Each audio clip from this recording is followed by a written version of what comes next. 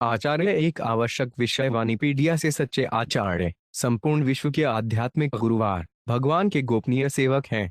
उनका हृदय मानवता की पीड़ा में उनके लिए हमेशा करुणा से भरा रहता है और उन्हें कृष्ण की दया का अवतार माना जाता है। पूर्ण ज्ञान उस आचार्य से प्राप्त किया जाता है जिसने वैदिक ज्ञान और इसके उपदेशों को सीधे पूर्ववर्ती आचार्यों के शिष्य उत्तराधिकार से प्राप्त किया है। एक आदर्श शिक्षक वे प्रकट शास्त्रों के तात्पर्य को जानता है, उनके आदेशों के अनुसार ही व्यवहार करता है और अपने छात्रों को भी इन सिद्धांतों को अपनाने की शिक्षा देता है। पूर्ण आध्यात्मिक ज्ञान से समृद्ध शिष्य उनके आशीर्वाद से भक्ति सेवा की गतिविधियों के प्रति जागृत होता है। इस प्रकार एक शिष्य को अपने पूर्ववर्ती आचार्यों को प्रसन्न करने के लिए हमेशा याद रखना चाहिए। श्रील प्रभुपाद की पुस्तकें, व्याख्यान, वार्तालाप और पत्र इस आवश्यक विषय की व्यापक प्रस्तुति प्रदान करते हैं, जैसा कि वाणी कोर्स आचार्य श्रेणी में देखा गया है। निम्नलिखित 8 उदाहरणों में उनकी पुस्तकों से एक परिचय नीचे दिया गया है। श्रील प्रभुपाद की पुस्तकों के उदाहरण: एक नवदीक्षित भक्त को स्वयं को आचार्य के समान स्तर पर नहीं समझना चाहिए।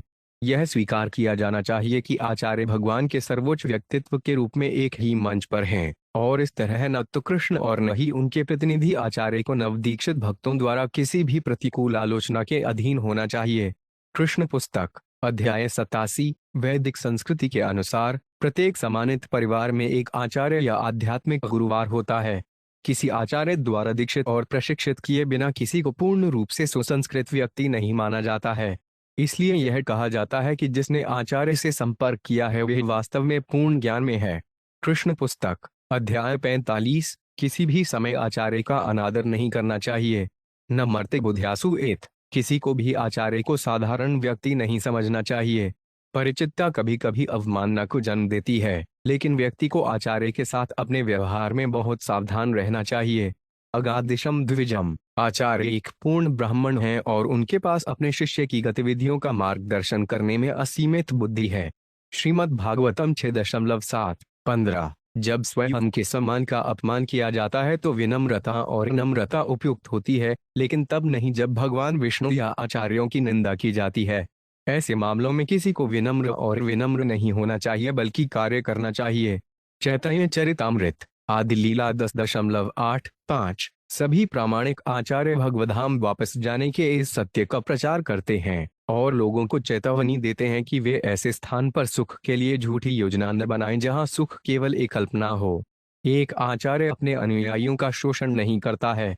चूंकि आचार्य भगवान के एक गोपनीय सेवक हैं, इसलिए उनका हृदय मानवता की पीड़ा में हमेशा करुणा से भरा रहता है।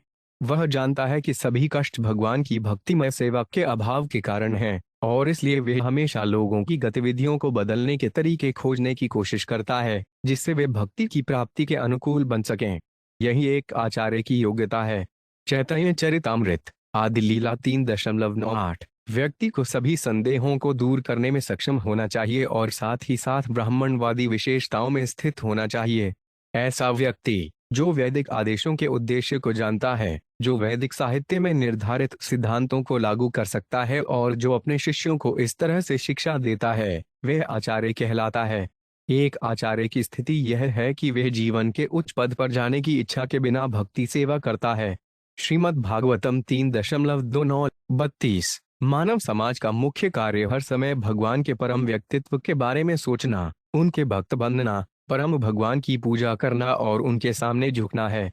परम भगवान के अधिकृत प्रतिनिधि आचार्य इन सिद्धांतों को स्थापित करते हैं, लेकिन जब वे गायब हो जाते हैं तो चीजें एक बार फिर अव्यवस्थित हो जाती हैं। आचार्य के पूर्ण शिष्य आध्यात्मिक गुरुवार के निर्देशों का ईमानदारी से पालन करके स्थिति को दूर करने का प्रयास करते हैं। श्रीमद् भागवतम 4.28-48।